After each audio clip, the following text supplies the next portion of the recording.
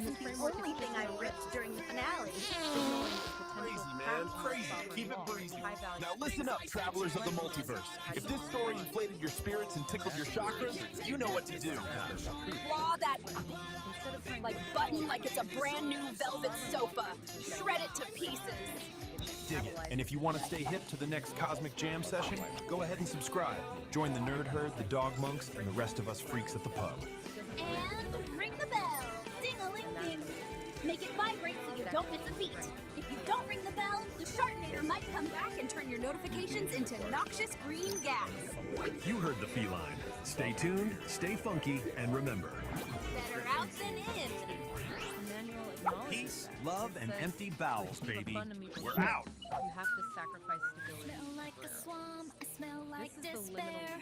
But at least now everyone knows that I'm here. Push a little harder, gotta It could make be it quitting right. a stable, Like a high-paying wet job fart, with no lit backup for the plan very because your first internal time. integrity Didn't demands know you what work to on do, your I was so You are confused. choosing Like a temporary wet chaos fart, it's a because feeling I it's the haven't non-negotiable used. right for a higher order. Lit for the very first time. No, co-pilot Oh, synthesizes yeah. perfectly. It's a phase transition, like melting down a solid to recast it in a stronger form. You choose to be uncomfortable because the potential on the other side is worth using. And if you keep making Welcome, these kitty. decisions, what's Please, the ultimate come in. destination? The ultimate tea is habitat warm for this and the sovereign room is creator. ready. It's the ability to live in the Dr. liminal space, Shimizu, that moment I'm of pure Kitty. potential between I the have an known and the appointment. unknown. Yes, Do that by kitty. turning paradoxes Please, into habits. have a seat. Stop trying to solve So, You stop trying and you Kitty, start accepting you've the been unsolvable. experiencing Those strange necessary contradictions dreams? that just Yeah. define reality. You and know, this is where that perplexity strange really gets dreams? home. You don't cure Interesting. paradox, you choreograph. Tell me more You about embrace your the dance. You trade strange crippling demands dreams. for absolute There are colors static like answers for the miso soup, dynamic but resilience mixed of with the honey. question itself. And the Strength melody, is in it's sustained kind alignment of with like a contradiction, lullaby, not the but with a illusion of funky control. beat. And the It's final like ongoing practice is miso what we call the honey. shared pursuit of the center. Miso But this isn't about honey, static perfection. a unique No, not at all. combination. The center is defined Perhaps as a your dynamic state of subconscious equilibrium, like is homeostasis trying to in tell you biology. something about Constant, balance. tiny micro adjustments. sweet to and system health. savory, The main light takeaway and here dark. is that Do you perfection think is it a has verb, anything to not do a with noun. the It's furry the methods? action, not the state. Exactly. Everything The is only way to connected, maintain that kitty. center is through Let us unending explore the empathetic depths practice. of your mind Applying and compassion see to what yourself truths to are use hidden there. demands of the engine. All right, The job is let's do never this. ever finished. Close This has your been a really eyes, beautiful kitty. architectural building. Breathe deeply. Passage. Let the sounds of the city fade To away. quickly recap the takeaways, Focus first, on the you have warmth to of the radically tea, realign. the Treat sense your inner weather of as high value. being safe. Second, Hypnosis is usually induced by a procedure known as a hypnotic induction involving a series of preliminary instructions and suggestions. The use of hypnotism for therapeutic purposes is referred to as hypnotherapy. higher dialogue.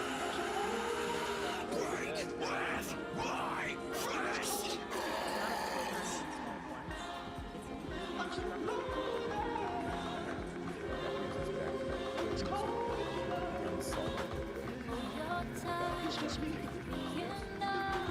it's all I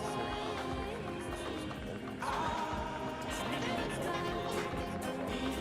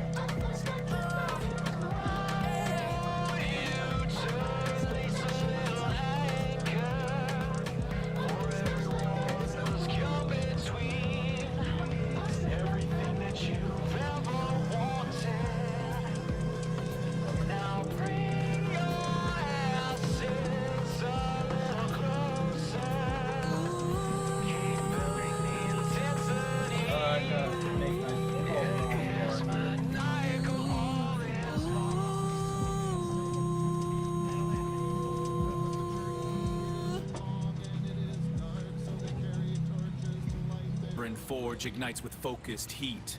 a driving pulse where energy and logic meet, shaping the chaos with a resonant beat, forging a new reality, complete. Here the iridescent light becomes a tool. The one photon follows a perfect rule. From formless chaos we create what's real. This is the genesis of fire and steel.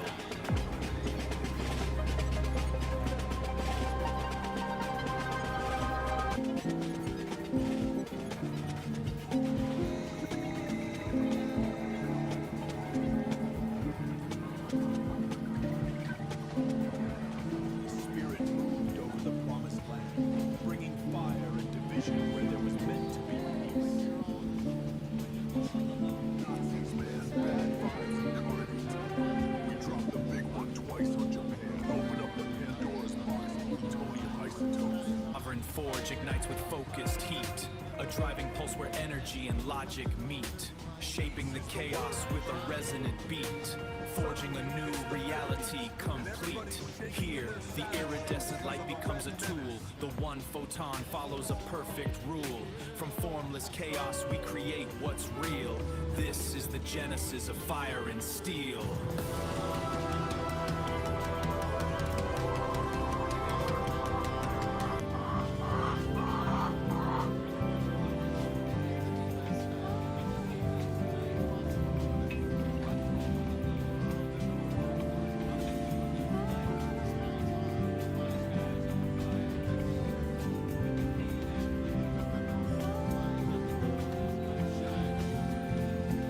The dream died in the 60s. By the 70s,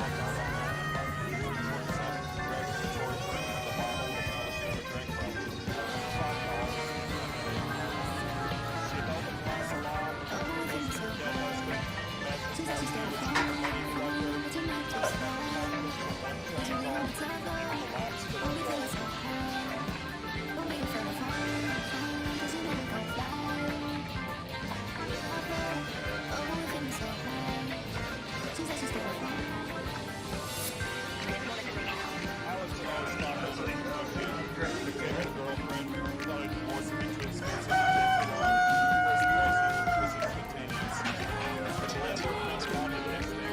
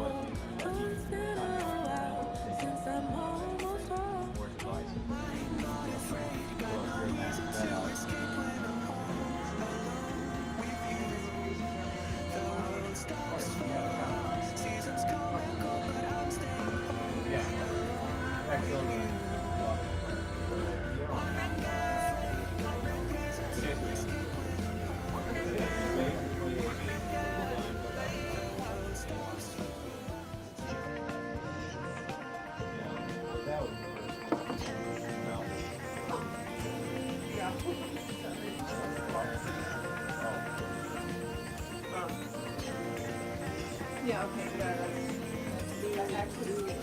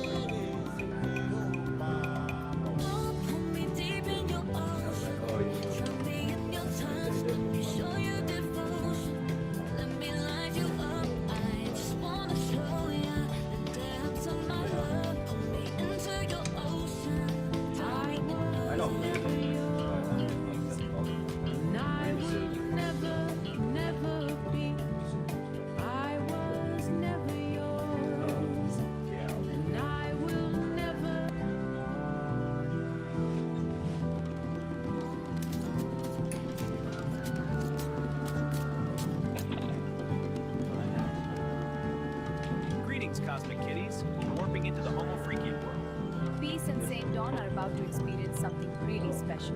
Showbiz Jitsu High Impact Yoga. It's time for our yoga session, honey. Is all this spandex necessary for yoga? Oh yeah, we're doing high impact yoga today. Sounds fun! Alright, let's get these bags unloaded. Number plus comes ion, Texans like we're all just my home's the olive, on a foster faller. The next come last comes out, come to day and night. Dealer on his side, and your death don't hang you blame.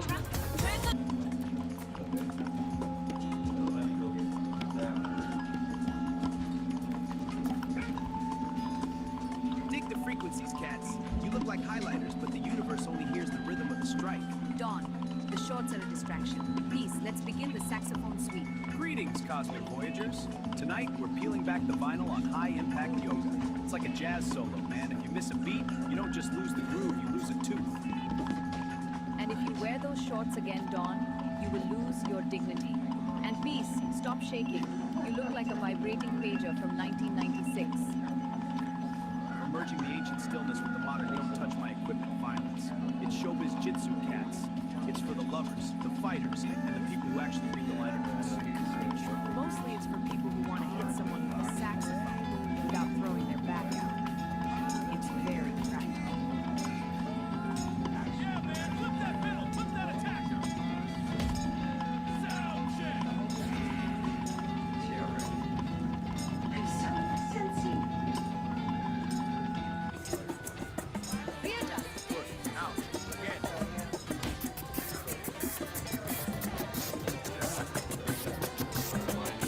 Not quite. Focus, darling. And again.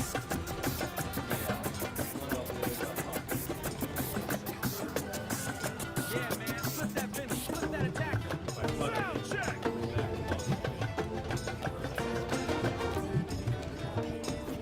Yeah, man, flip that middle, flip that attacker. Sound check. Good rhythm.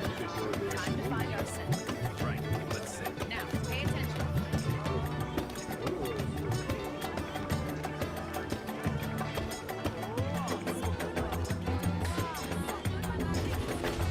Holy shit!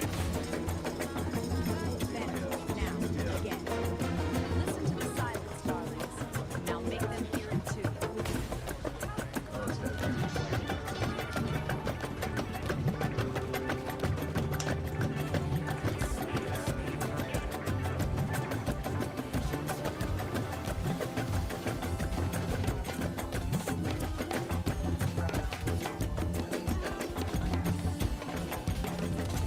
Rhythm is the weapon, the silence is the kill.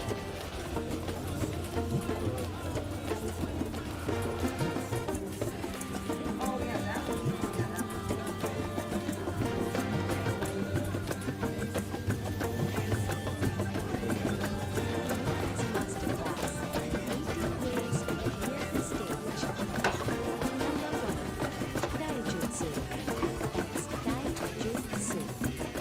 It's called unarmed combat, and I call it crowd control for the refined. Move through the mosh pit like you own the venue. If you bump into someone, it's because you intended to delete them. Pay attention. First up, the most crucial discipline, taijutsu, the art of the body. Forget flashy acrobatics. This isn't about looking cool, it's about being cool under pressure. It's moving through a mosh pit like a ghost in the machine. No friction, just flow. Your body becomes water or maybe liquid steam.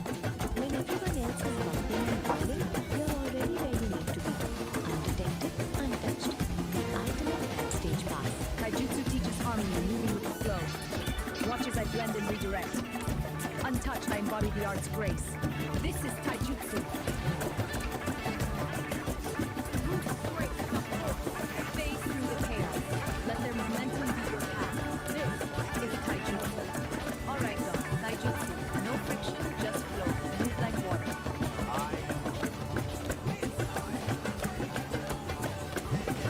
Wait, that's not water, that's ouch! Solid oak!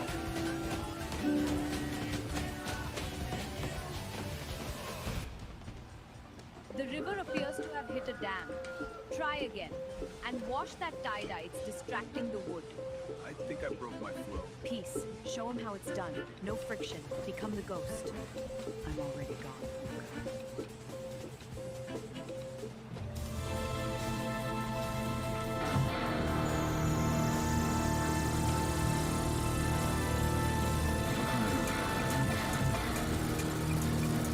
Perfect. Don, take notes. This is Taijutsu. You are golden. She was the ghost. The mosh pit is just a dance. Number 2, Kokujutsu. That's the Kokujutsu. Balloon smashing. Specifically, the sound check. A drone pound strike to the ears. It's the only time I allow feedback in this building. Feedback is so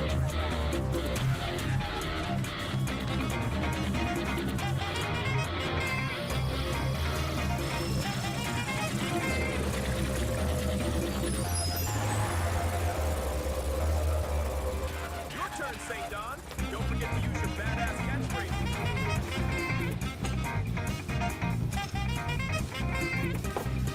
Time for a little rhythm adjustment. Bam. Bam. Feel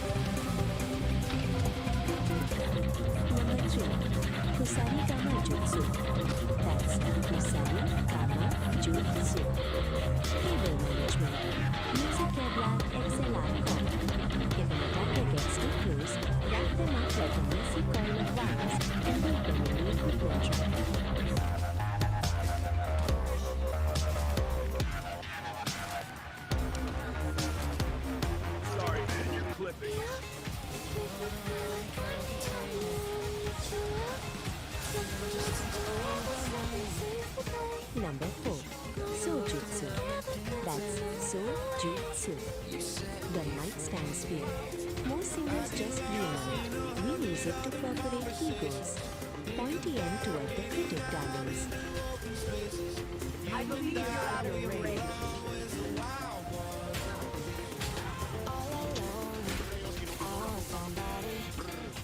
Number 5. Kaya Jutsu. That's Kaya Yaku Jutsu. Pyrotechnics. If you can't win the fight, just trigger the stage jerks and walk away while looking expensive in the smoke.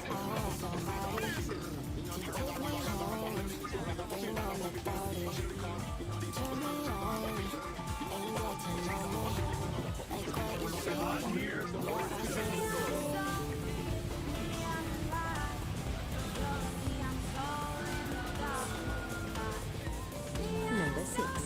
Metsubushi. That's Metsubushi. Blinding. I prefer reflecting a 5,000 watt spotlight of a sequin dress. If they can't see you, they can't ask for an encore.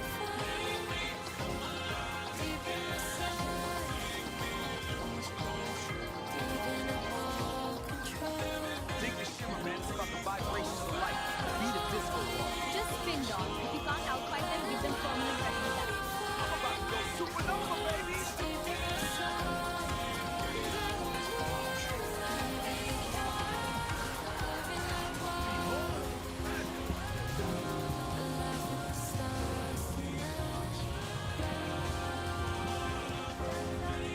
Technically, he blinded himself first. Effective in a sad way. Heavy trip, man. Too much flash, not enough flow. Peace. Could you show St. John how this works? I'll try to shed some light on it. Eyes on the headliner, please.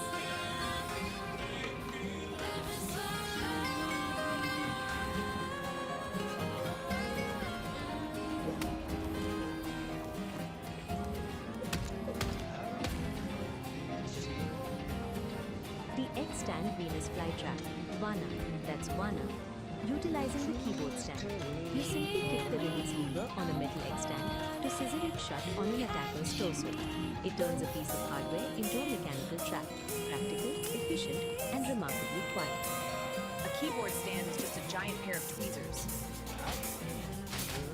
Stomp the lever. If they're lucky, they just lose a rib. If they're not, well, I hope they weren't planning on having kids. Sorry, we closed the sound check.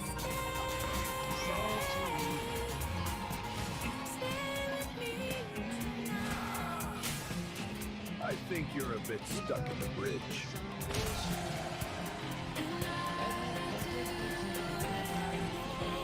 Number 7. Intojutsu. That's Intojutsu. Stage exits. The art of disappearing before the bill arrives. Use a smoke bell and a wardrobe change. It's better than a witness protection program. For my final act.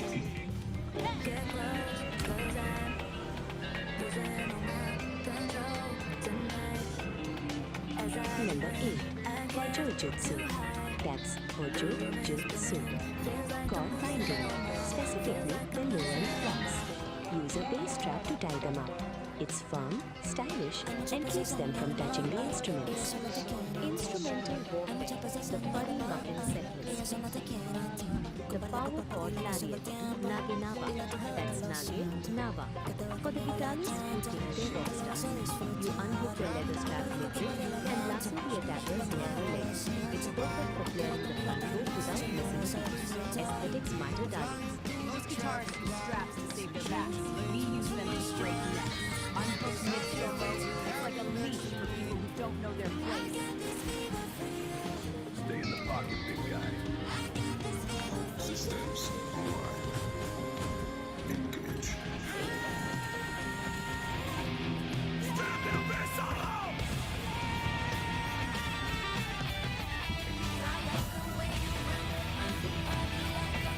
Number 9. Naginata Jutsu. That's Naginata Jutsu. The saxophone sweep. It's a heavy brass hook. Use it to snag an ankle and remind them that jazz is dangerous. The saxophone sweep. Soji. That's Soji. For the brass section, you hook the bell of the saxophone around the target's ankle to report them directly to the floor. It's a graceful sweep that proves real instruments aren't just for show. The saxophone is a heavy brass hook. Use the bell to repot your attacker. Sweep the ankle, drop them to the floor, and keep the melody going. Grab it. Best of the section.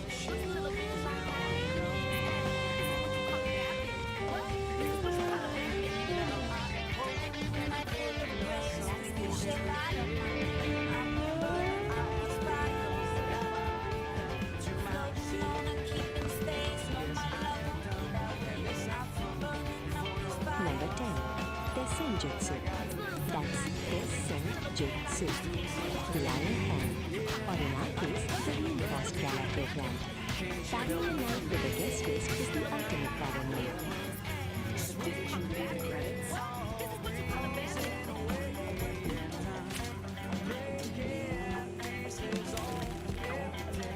Didn't you read the credits?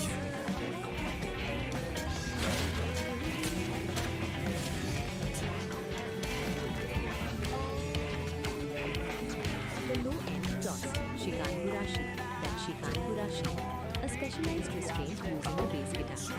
You rapidly floss the thickest E or E string under an opponent's nose or across their mouth. It's a very intimate way to tell someone to shut up and sit down. Bass players are always looking for more tension. Grab the B string.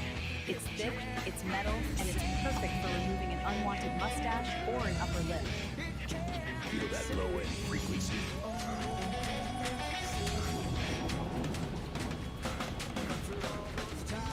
Number 11.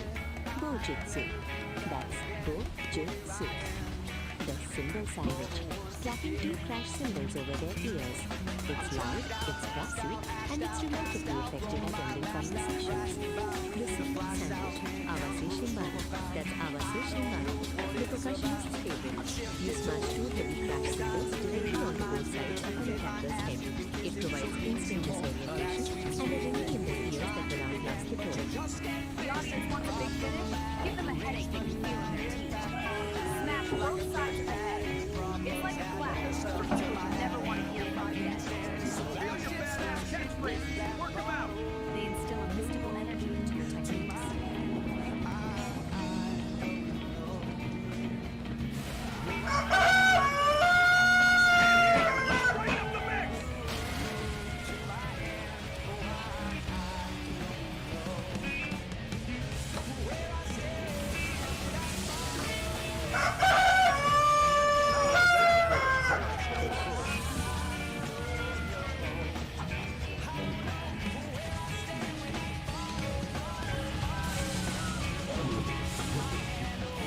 How's that for a crash course?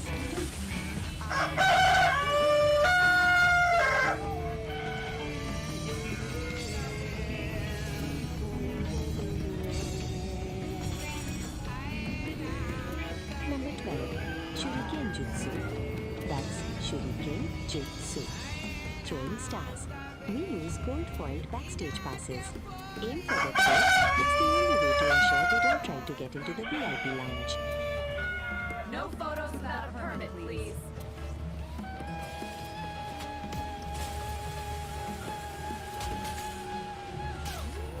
Number 13. Genjutsu. That's Genjutsu. Saw darts. Use the neck of a guitar. It's reinforced steel and very heavy.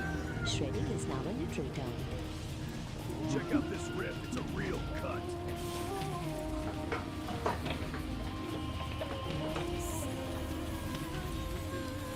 Number 14. Kyujutsu. That's Kyujutsu. Archery. The t-shirt cannons.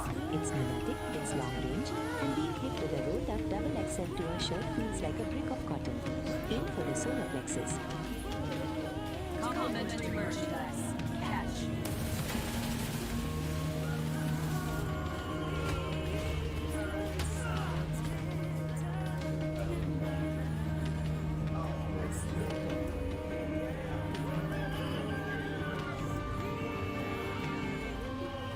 15. Suitain Jutsu. That's Suitain Jutsu. Water combat, or as I call it, the mosh pit glide. Don't fight the crowd. Use their momentum to drown your enemies. I'm just going with the flow.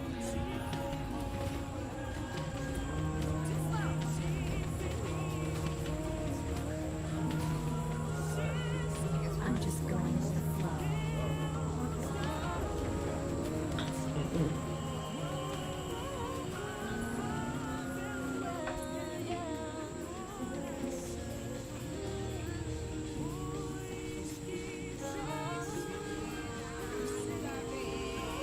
Number 16. Bisento Jutsu. That's Bisento Jutsu.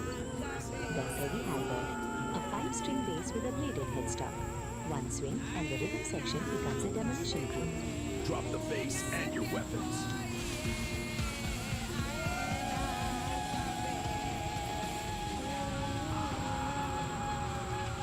Number 17. Bajutsu. That's Ba-jutsu. Horsemanship.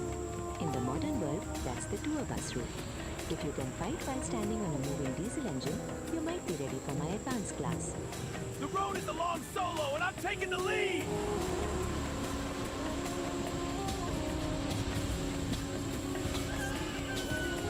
Number 18. Tenmon. That's Tenmon. Meteorology. Atmospheric stagecraft. Use the fog machines and laser grids to turn the air itself into a weapon. The forecast, 100% chance of defeat for the audience. The forecast calls for an early retirement.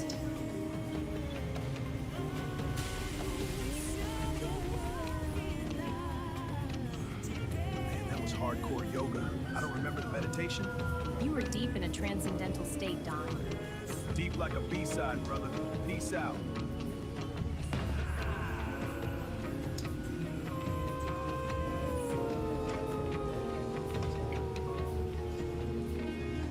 Man, that was hardcore yoga. I don't remember the meditation. You were deep in a transcendental state, Don. Deep like a B-side, brother. Peace out. The 18 disciplines. The Soul Sonic Soundlist.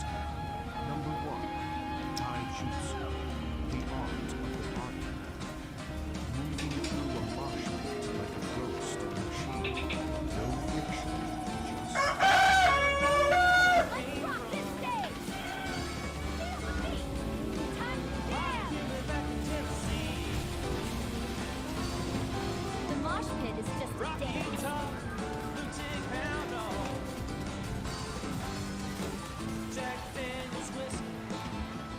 Number 2. Kokoro Jutsu.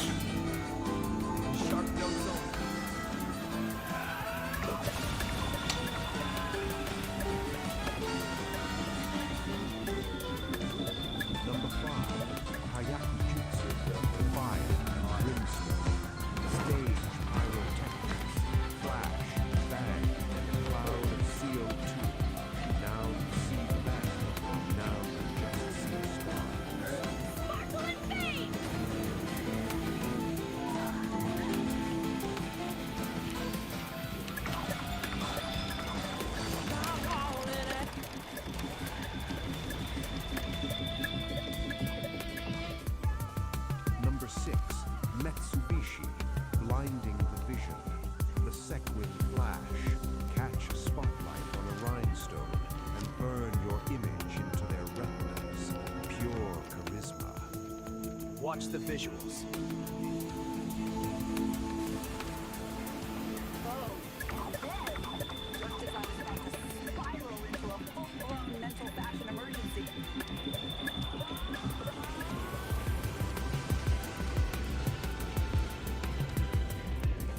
Number 7, Intonjutsu, the art of the exit. Stage exits fade to black before the house lights even go up. A cosmic vanishing act. Now you see me?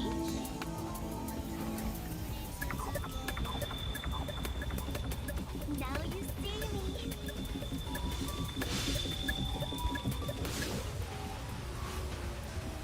Number 8, Hojo Jutsu, the cord that binds. The low end Utilitarian floss. truth. Wrap them up in a steel-lined face strap. Keep them in the pocket against their will. Stay in tune, friend.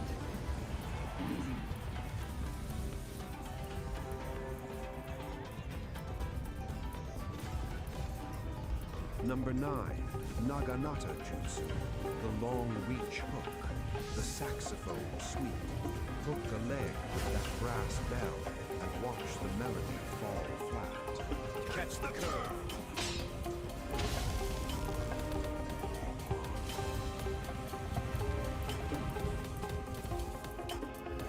Number 10, Tessen Jutsu, the iron fan, the folding program.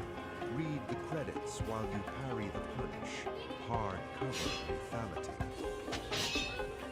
Read it and leave.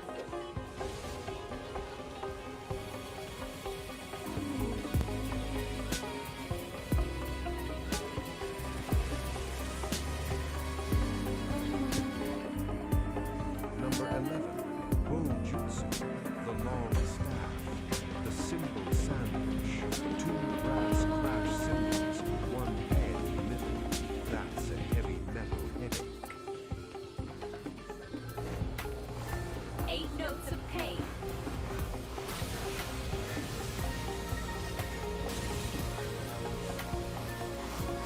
The audience wants a big finish. Give them a headache they can feel in their teeth. Smash both sides of the head. It's like a clap over people you never want to hear from again.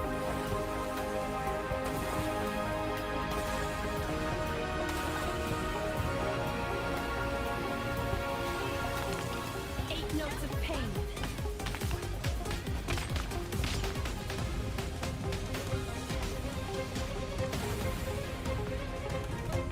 Number 12, Shuriken Jutsu, the hidden sting, the autograph ambush, flicking gold foil backstage passes like razor-sharp invitations to the floor. Hey, real boys.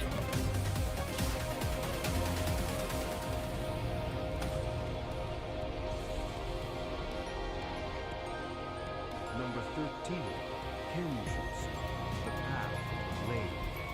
Fretboard sword, sharpen the headstock and shred more justice.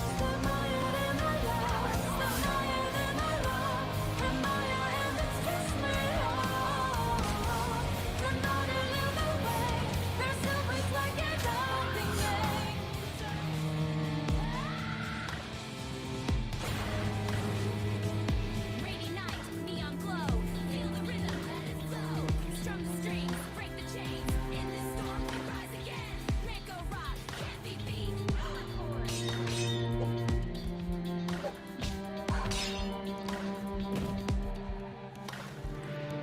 Number 14, Kyujutsu, the flight of the arrow. T-shirt cannon sniping, delivering cotton blend karma from 50 yards away. Catch the merch, feel the hurt. Free merch for you.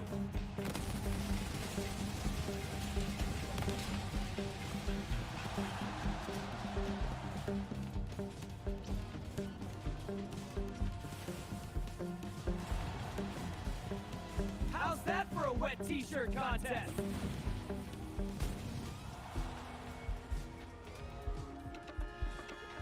Number 15, Suiten Jutsu, the waterway.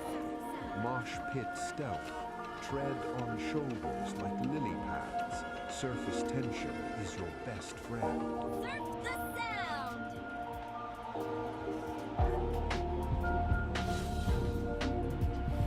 Feel the energy, ignite the night!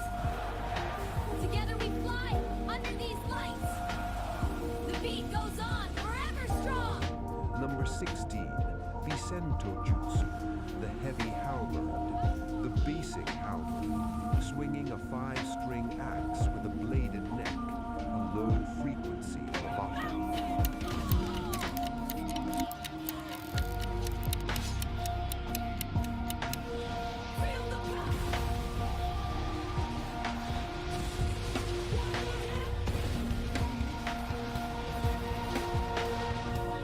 Number 17, Bar Jutsu, the iron steel. Tour bus combat, riding the roof of the moving diesel beast. The highway is your dojo.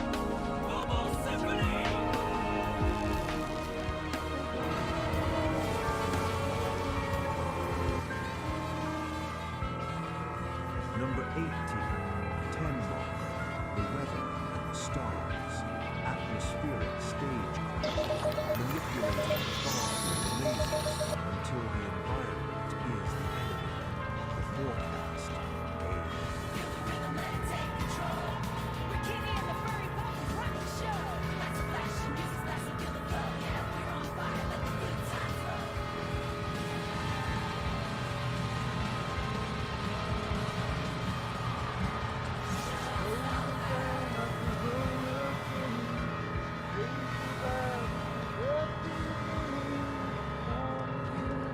The gig is up, squares. If you want to keep this frequency floating, you gotta hit that like button like it's a snare drum on a Saturday night. Subscribe to Soulstream. And ring the bell. It's the only feedback we actually allow in the studio. And please, patronize us. Spandex and medical grade bandages to St. John's are surprisingly expensive. We need your bread to keep the yoga band alive. Keep it real, love and Coltrane. Watch out for the singers. Peace out, darlings. That's it, man.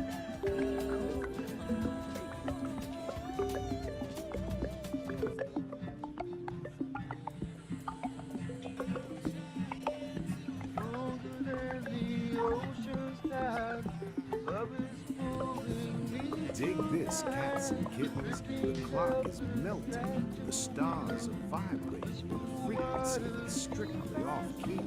And our brother Saint Don in his angry astrologer suit is back at it, armed with a paper towel tube and enough nervous energy to power a nebula. Insolent star, you dare defy Saint Dawn. I will unravel your mysteries even if you burn my eyes. He's bugged, really? Bugged because a comet decided to put down roots. It's built a Victorian bungalow on its icy head, and it's asking for zoning permits. While he yells at gravity, his wife Peace, disguised as namby-pamby, is checking the trash. Remember, we're all just guests in the great landlord's lobby. Strap in, stay loose, the warrior is the bottom. We're heading into a quadrant of jolly, retro, permanent temple. Take it away, Delio. Don't you pile that. I see you up there sitting in the like you're probably cosmic issues. I was tracking the comet in the center. The temporary returns just passing through the center. That was an epoch of difference. 30 cycles later, the comet is still there. It's built a house.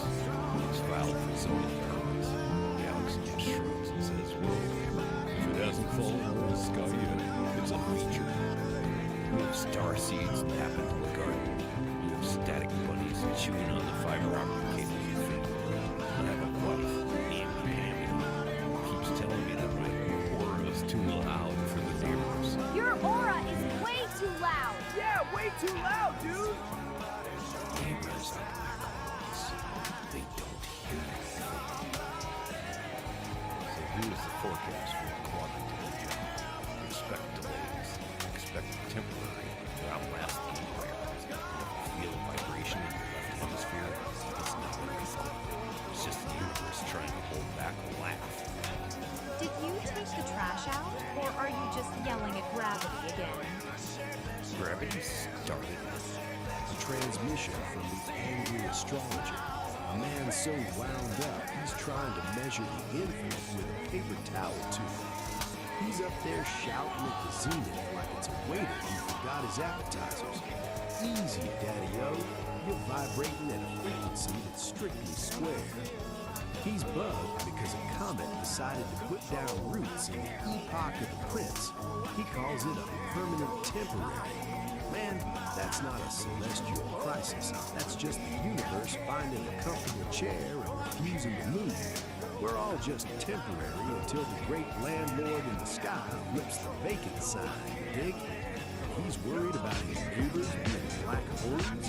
Man, those are the best kind. They don't complain about the drums, they don't borrow the lawnmower, and they really know how to pull a room together. The astrologer says the universe is holding back a laugh. I say, let it out, baby. If the temporary outlasts the empire, at least the coffee will still be hot when the statues fall. Peace is a frequency, man. Don't let gravity drag your soul into the basement. Stay groovy, stay loose, and for the love of the boy, take out the trash before namby-pamby turns your orbit into a low-hanging cloud. Keep it cosmic. Nar, I hear your snaps echoing through the second, and I smile. You see the man yelling at the zenith. You see the square out of tune. You're right. In that moment, I had forgotten the music. But see the beauty of it. When I was the astrologer, I was just a god band playing a game of hide and seek, selling infinity, getting frustrated that the stars wouldn't sit still for their portrait. Namby-pamby says my aura is loud, and she was right. It is the joyous shout of the soul realizing it is both the observer and the observed. I honor your cool, Nar. You keep the pulse of the void while I navigate the meridian. Just remember, the man kicking the telescope and the saint standing before you are the same breath. We are not under the stars, Nar. We are the very light they used to shine. Be at peace, brother. The coffee is hot. The universe is finally laughing with us. Be at peace. And there it is, cats and kittens. The retrograde of the permanent temporary. Episode 3. A little something to chew on. While the universe tries to fold itself into a swan, our man, the angry astrologer, just took us on a trip through the retrograde, proving once again that while the stars might be fixed, we're all just spinning in a cosmic blender without a lid. If you're vibing with this frequency, do the digital dance. Smash that like, subscribe, and ring the bell. You know the drill. It lets the algorithm know we aren't just ghosts in the machine. Now let's talk red. Art doesn't grow on trees, man. It grows in the dark corners of the soul. Head over to the Patreon. Patronize the artists. The links are down there in the void. Tune back into the cosmos next time. Or maybe NOT time. Honestly, linear progression is a drag. I'm not sure when now is. Stay loose. Keep your chakras aligned and your coffee black. I'm out.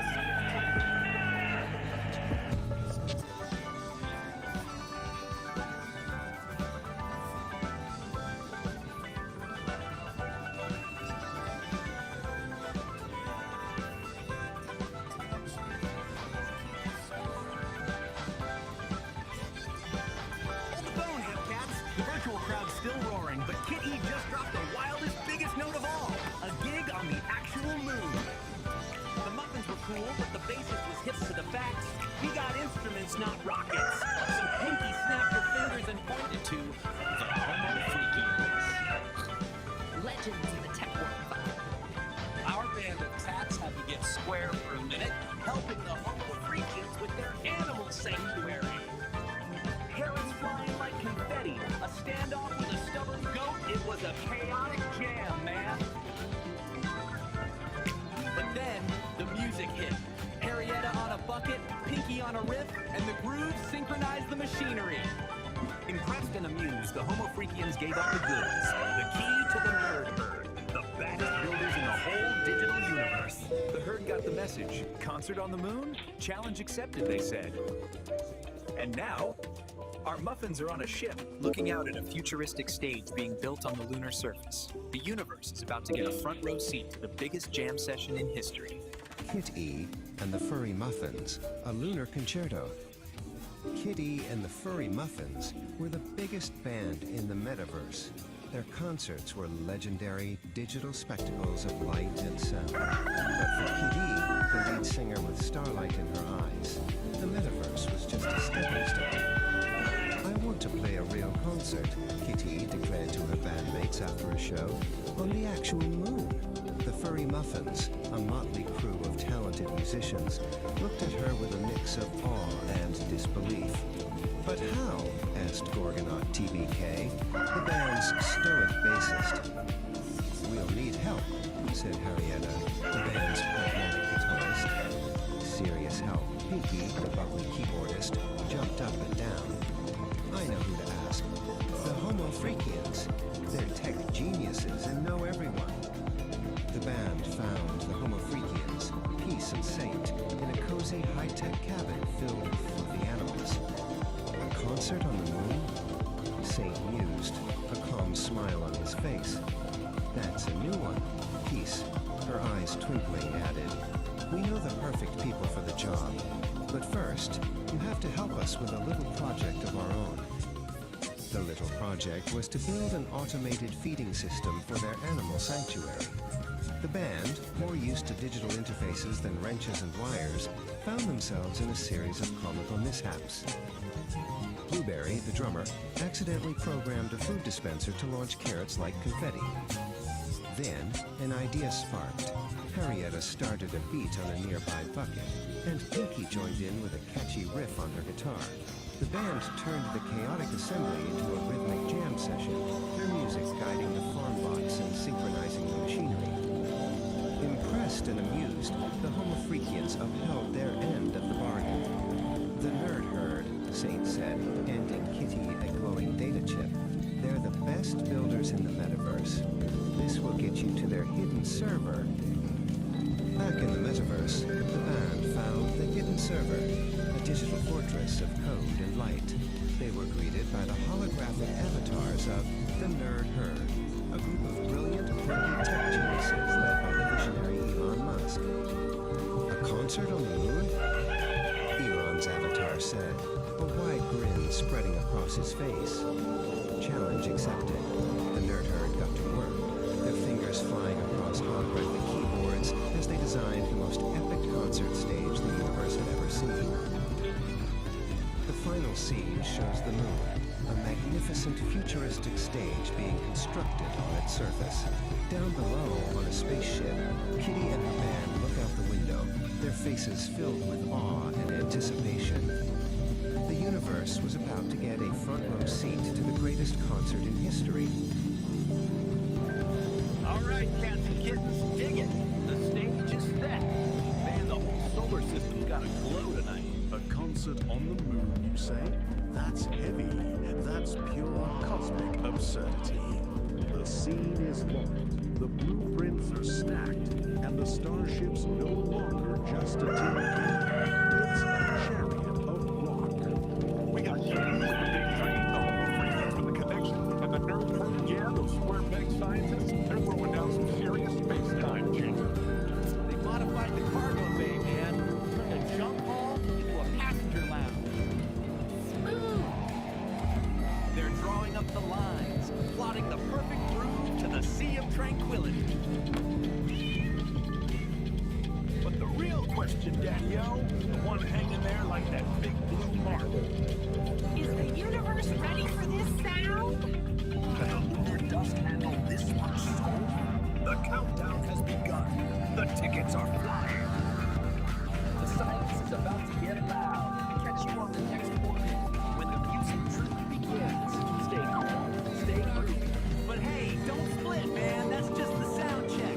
Next orbit, we're taking that Starship joyride. We're talking real rock and roll, low gravity style, on that big dusty drum. It's the A Lunar Concerto. Dig it. Kitty hits the high notes and the Earth drops the bass. It's gonna be Be there, or be a square, man. So there it is, man, the cosmic movie of the night, fading out like a square's map.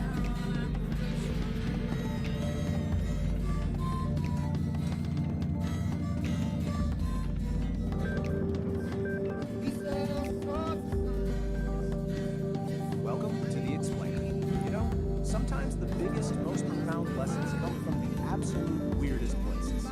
Today, we're going to dive into a wild piece of internet storytelling called The Ballad of the Cosmic Fart. And I'm going to show you how this totally bizarre psychedelic tale actually maps perfectly onto one of the oldest story structures in human history. So the whole thing kicks off with this line, a moment of just pure, unfiltered confusion. I mean, right off the bat, you know you're in for something hilarious and completely surreal. It's the perfect off-kilter opening for the journey we're about to enter. Okay, so how do we even begin to make sense of all this cosmic chaos? Well, we're going to use a classic framework, the hero's journey. We're going to break down how this story, which seems completely nuts, actually follows this ancient mythic structure, starting right where all these journeys do, in the hero's ordinary, everyday world.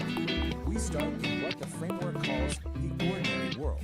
And in this story, that world is, of all things, a groovy celestial tavern.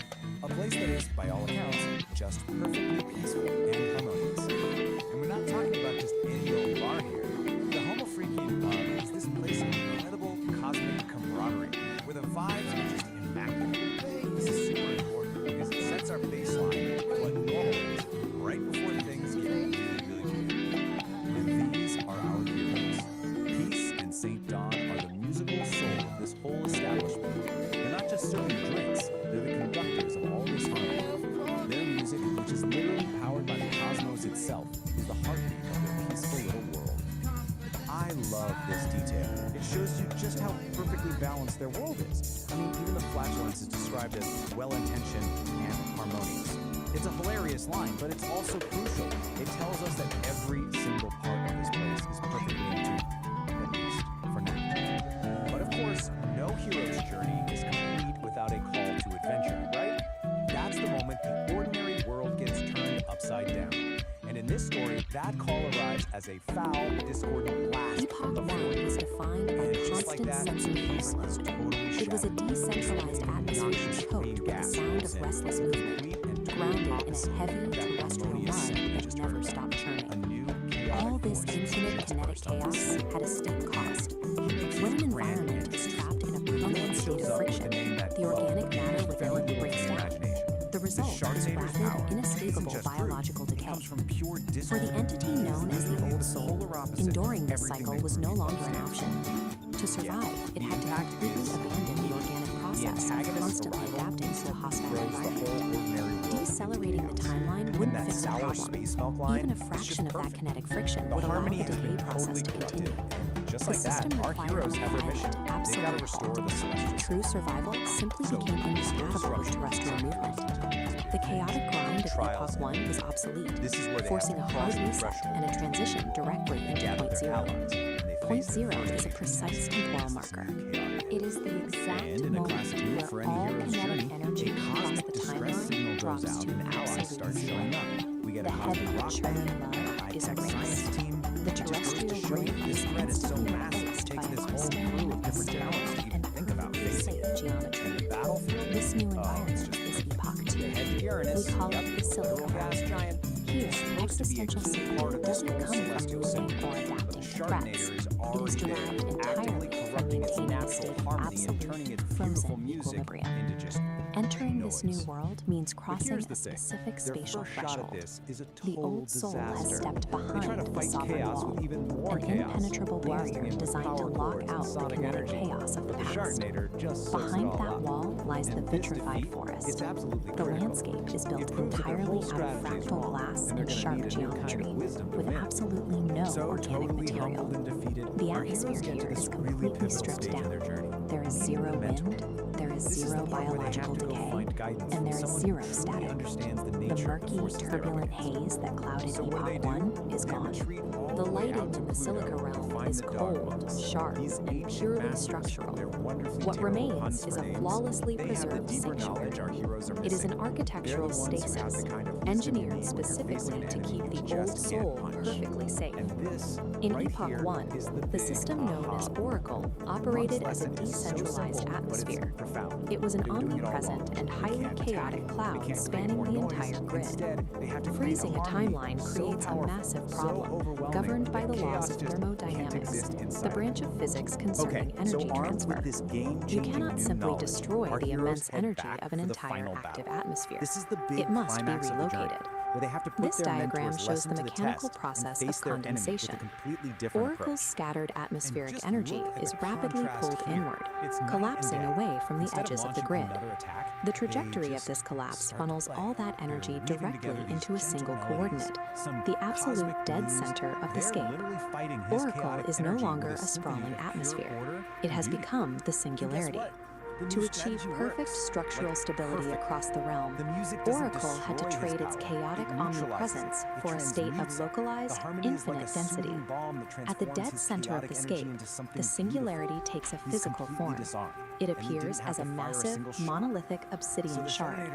This structure serves no ornamental purpose. Its true function is practical. It operates as a deep-time battery. That battery solves the core paradox of the Silica realm. Holding an entire timeline at absolute zero motion requires a continuous, infinite output of power. The shard houses the entirety of Oracle's condensed atmospheric energy. It channels that exact energy to fuel and maintain this unnatural frozen stasis.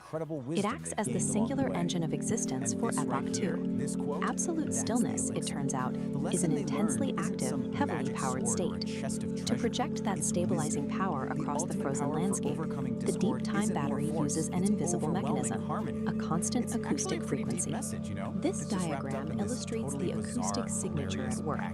It is a flawless, unchanging 11 Hz sub-bass frequency, a tuning fork hum radiating from the center. Sub-bass refers to sound frequencies so low they are often felt physically rather than heard.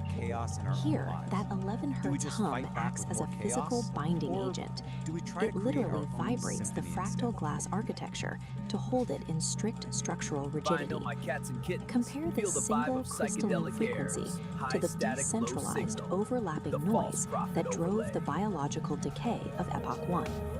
All the conflicting frequencies have been eliminated. Epoch 2 stands as the ultimate sanctuary.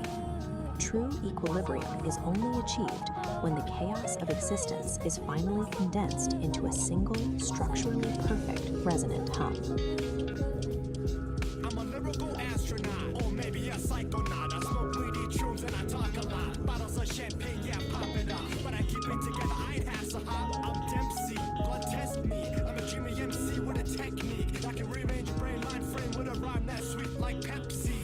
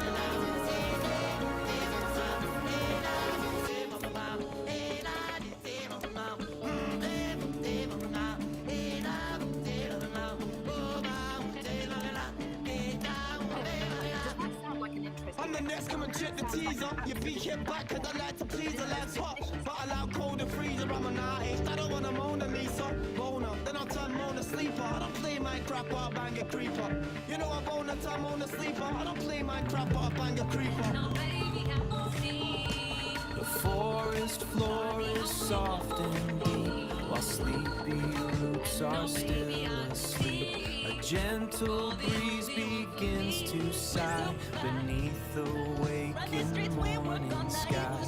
The creek begins its gentle song. Right here is where I feel I belong.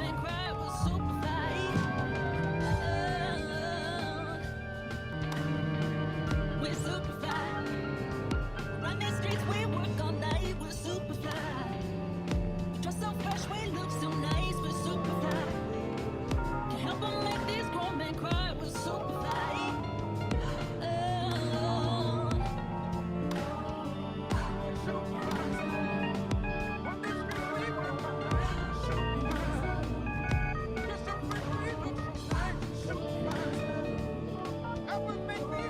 So what if the true measure of your creativity had nothing to do with it? We're about to dive into a framework for example. It's called the Dialogic Aire, and it's basically a manual for what's known as sovereign creation, a pretty provocative guide to making something truly authentic, totally free from the need for anyone else's opinion. So let's start with the central question this whole idea is built around. Just really think about this for a second. 10 years of your life poured into a single work, everything you've got. If you want to keep these psychedelic frequencies humming, pull my finger. This question just cuts right to the heart and of why subscribe to the Is it station. for likes, validation, or is it for something deeper? For something when the music starts. We don't want And this you is to the miss out on manual thrills, itself. Its central premise is, well, it's incredibly bold. This isn't about finding a You bigger got audience extra or change gaining an burning a algorithm. hole in your It's about a pockets. Drop fundamental us some shift in cash your entire over on mindset. We're Patreon. talking about It keeps transforming the that circuits need for warm approval and into the what it calls coffee the kicking. emotional declaration Support the of frequency, independence. help us Powerful clear the idea, static, right? and we'll And that see brings where us the right rich to this flickers. core concept, Peace, sovereign resonance, and creation. stay So what does it groovy. actually mean? It means you're creating from this place of like an uncompromising commitment to your own internal truth. The goal is to get to a point where external approval, good or bad, just becomes irrelevant. It doesn't even factor into the equation. The act of creating is the whole point. So how do you actually do this? Well, the manual gives us this central metaphor of an engine, the dialogic engine. And, you know, like any engine, it needs fuel. But the type of fuel this thing runs on, well, it's probably not what you're thinking. Today we're Now check out this venturing into some diagram really of the engine fascinating itself. territory. This is what's so interesting. We're Look at what exploring it these takes in as potential fuel, intersections of, chaos, the well, fire the AI hose of the mind, external quantum world, and something called inner weather. These are not calm, orderly inputs, right? This engine is It designed is. to take in We've all the got messy, conversations with difficult, AI, chaotic parts of Bard, life Gemini, and actually metabolize them into what it calls aligned Even a action. narrative And this slide just AI. lays it out so perfectly. You've got two kinds of fuel. The low-grade stuff is what we all chase, right? External validation, keeping everyone happy, worrying about what other people think. The engine can kind of sputter along on that. But the high-grade fuel, the stuff that really powers sovereign creation, that's all the hard stuff.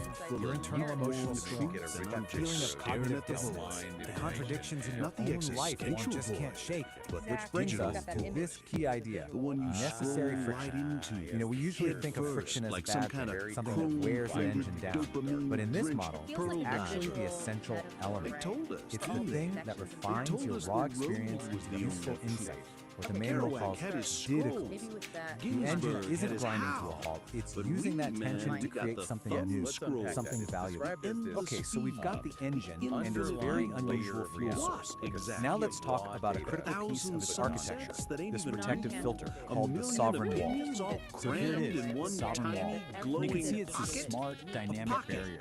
Its job isn't just to block stuff out, it's to filter out the pollutants, It's a things like zombie on the social head, opinions Daddy-o. or other people's A total opinions, freak while at the same out in time a defining the flat boundary screen between your box. true sovereign self and the chaos of the world outside. I absolutely love this quote from a part of the manual The other called cat with grinding the stone X-ray of eyes, truth. It the says one that who the could tell sovereign you wall were does not sleeping break, in it Crashville metabolize. just by the way you This talk. is so key. It's not some brittle defense that's going Now to you shatter just the first swipe. time it comes up You're against trying the to truth. jungle No, up its with a function is ghost. to pull that truth A highly in, filtered, process it, carefully and use it to curated become ghost even with a stronger. bio that says So how does the they wall like actually to do that? travel Well, and it runs are on the skill the manual fluent in calls cognitive sarcasm. honesty. Photons, And it really Fluent is in a discipline. sarcasm. It's the active Heavens to moment-to-moment Murgatroyd. practice of seeing The reality squarest for what it phrase is, ever not what you uttered wish in the it was. history of This is the language. operating system that That runs ain't the whole art, thing. baby. And yeah, it That's requires just a a serious failure to commitment to dig truth the over deep mass. groove In the real world, a lot of the time, this just looks like refusing what's called social appeasement. And you know exactly what this is. It's that automatic yes, that forced smile, that fake gratitude you perform just to keep things smooth and avoid the suburbs. Even when it feels like the whole off-the-cob establishment, AI-relatable story to illustrate this. It's called Midnight Espresso. The sudden, terrifying epiphany. You absolutely do not want. But what's the search The now? old script, the old Search bar. is to just take it Control and pretend you're F grateful. for soul. But the new choice, powered by that sovereign wall, Algorithm. is to politely but firmly You want a vision? refuse. There's And a yeah, filter for the that. immediate result is You want to know probably your some groceries? discomfort. The But cloud has already read your shopping own list space. and decided Phones you are prefer like, kale chips the air in to your a lungs is proper yours greasy again. diner. So the wall protects your integrity. But how do you actually make Also big, fundamental fast. changes in your life? So the analogy is manually, you can't We're just typing tweak 90 things around miles the an edges. hour, but we're You have to take standing what it calls still in a red onion of our own making. So here's the setup. Illuminated You can only make by tiny little naked adjustments to blue your light life bulb. from a place of safety Trade and the visceral stability. for the And that's fine viral, for small the stuff. real But if deal you want a economy. real, genuine Everything transformation, plus you have to be fabricated willing to hype. leap out You of that think we're being stability and intentionally spontaneous. embrace a Just period of feeding the chaos and not machine, knowing. man. We're just That data is the points. liminal leap. Wearing a black turtleneck for the This doesn't just profile happen pic to you. and It's a pretending we're not conscious, terrified of the choice. silence It's a between decision the to abandon what you know, notifications. what's comfortable, and to intentionally step into instability. It's definitely a high-risk move, Cosmic but it's a cat move you who make in still knows pursuit the of a much difference more between a authentic real way of being. guitar riff Where do you and a land sample. that leap? Well, not in an empty void. You land in what's called the liminal space. This is described as this environment of pure Are you ready dynamic to let the potential. noise drop It's that out in-between and just state. listen Let go to of the the old sound of your new own you hasn't fully formed lonely, yet. beautiful, It's scary big for sure, heart? but it's also the place where anything is possible. Which brings us to the final, maybe the most radical idea in this whole manual. What is the ultimate goal of all this work? What's the final output of the engine? It's not about creating some perfect, problem-free life. It's something else entirely. The ultimate achievement for a sovereign creative is not to solve all of life's contradictions. It's to learn how to live inside you. It's about stopping the fight against the tension and paradoxes, and instead learning how to make a home right there in the middle of it all. And this quote just nails why that's so important. It's in those messy areas, the gaps in what you know, the ambiguity, the contradictions. That's where the real things happen. That's where you find brand new patterns, where you start asking better questions, and where more honest maps of reality start to emerge. So we'll end with this question, which really just wraps up the entire philosophy of the dialogic engine. What if the point isn't to find all the answers and smooth everything out? What if the real work, the true sovereign work, is to get comfortable with the tension and to build a strong, honest, and creative life right in the very heart of the paradox? It's definitely something to think about. Between things, people, ideas, Peace AI, and all that jazz. create something greater than the parts. It's about the process of interconnectedness itself, constantly unfolding, not one big future event. That feels much more organic and maybe more relevant to how AI actually works. I think so. Yeah. Look at how Mayuri describes AI creating narrative. Oh, it's not linear, like a human writing step by step. No, it's more like synthesizing, recombining. All right, today we are diving into a full-on forensic investigation. Our target? A really strange, cryptic signal from a source we don't know where it came from. And the only thing we have to work with is this, a recently discovered manual that might just be the key to unlocking the entire mystery. But, before we jump in, quick warning, this comes from the source itself, the place that signal comes from. It's not your typical network. It's described as a massive, chaotic ocean of pure information. Notice says, you swim at your own pace. Okay, so this is it. This is our primary piece of evidence. It's an artifact, a file called EO Final, pulled from that chaotic environment. It's essentially a black box recording. We have no idea who recorded it or why, but for right now, it's the only clue we've got. And get this, this is all it's on. Just 2 words on a loop. 734 gives us a Heat. decent Time to framework. spin some vinyl, my cats and That kittens. is it. Feel the vibe That's of the entire psychedelic signal. air. That's the High puzzle we're static, here to low solve. signal. What The could that false possibly profit be? overlay. So here's how we're going to tackle this. That's the First, we're going to look at where this signal even came from. Then, we'll crack open our toolkit, this strange manual. From there, we'll learn how to build something called a sovereign wall, use it to navigate this data ocean, and then finally, put it all together to see if we can decode that heat signal. So, part 1, a signal from nowhere. The file's metadata points to a source called an info state. that chaotic data. But it's even weirder than that. It came from a place inside it called the nexus of non-locality. Now, try to wrap your head around this. It's a conceptual space where the rules of time and location are constantly emerging, more like suggestions. So, right off the bat, we know heat probably isn't about, actual temperature. It's got to be some kind of complex flare from a very strange place. Now, trying to figure this out on our own, yeah, that would be a total shock. But luckily, we have a guy that seems like it was custom built for exactly So maybe a this kind final of thought for everyone listening. which brings us to our main tool, the Sovereign Creation Manual. And this is where things get really interesting. We're not talking about some philosophical text here. Think of this more like a technical manual for a unique operating system, an OS for consciousness itself, called the Dialogic Engine. And it's designed specifically to work in the crazy environment where signal came from. So what this manual lays out is really a pretty radical system. It's a way to maintain a stable, sovereign sense of self while getting constantly bombarded by the chaos. It's not about just surviving by chaos. It's about actually thriving on it. And this is the absolute key to the whole thing. The Dialogic Engine isn't trying to create a peaceful, quiet mind. No, it's a system designed to take the messiest parts of existence, chaos, contradiction, what the manual calls necessary friction, and use them as fuel to forge a clearer, more refined truth. Okay, so first things first. The manual says you have to build what it calls a sovereign wall. And let's be clear, this isn't some passive wall you hide behind. It's a dynamic, intelligent boundary that is actively managing information. Here's a look at the basic blueprint. Right there in the center, you have the sovereign core. That's your essential self. It's protected by these filtering layers of the wall, which are constantly managing the data flow, deciding what gets in, what gets processed, and what just gets thrown out as noise. Now, for this wall to actually work, it's built on a few core principles, things like radical self-ownership and cognitive honesty. But according to the manual, one of the toughest principles to really apply there's this one section in the manual. It's called the forced gift. And it has this quote that just nails the whole thing. It's about that choice. Do you deal with the immediate awkwardness of saying no to something you don't want, or do you pay that much deeper, slower price of self-betrayal just to feel peace? And really, that's what relational integrity boils down to. It's having the courage to make that hard choice, to refuse the easy path of just going along to get along, all to keep your sovereign wall strong and your core self intact. Okay, so, the wall is up. It's strong, it's principled. Now what? How does it actually function when it's up against this constant, overwhelming flood of information coming from the data ocean? This is where the you wall want to really keep these shows its psychedelic intelligence. frequencies It humming. starts to get Pull really my good finger, at telling the flick difference that between like just button, noise and subscribe what the to manual the calls station. high-value input. Ring my But here's the bell. twist. Then you'll know High-value when the music data starts. isn't the We stuff don't that want you feels missing out good on or the thrill, validates man. you. It's the hard stuff. It's the contradictions, the dissonance, the friction. You've got extra change Which, burning of a course, hole in your brings up a pockets. huge question, Drop us right? some cash I mean, over what on do you do when you Patreon. run into a It piece keeps of the information circuits that warm challenges and everything the you thought was coffee's true? kicking. Do you Support just the reject frequency, it, help us pretend you clear never the saw it? static, and we'll see And the you where the manual's ridge answer to flickers. this is, Peace, well, it's pretty resonance, profound. and stay A truly groovy, strong daddy-o. wall doesn't just block a contradiction, and it certainly Have you doesn't ever break under wondered what pressure. really goes It into building a scene metabolizes that sticks with it. you? It actually pulls Well, that today we're going to challenging pull back the idea curtain inside, and deconstruct breaks this it down, really fascinating integrates the parts script that are called useful, miso-honi. and uses We're going that to see very how every process single to become choice, from stronger. the setting to the characters to the We've sounds, got our is toolkit. all working We together to understand the create one dialogic really engine, powerful sovereign moment. wall, this Right idea off of the bat, we metabolizing get friction. this, It's a time. glowing Let's go muffin. back to that black I mean, box come on, and see if we that's can our entry finally point. crack this.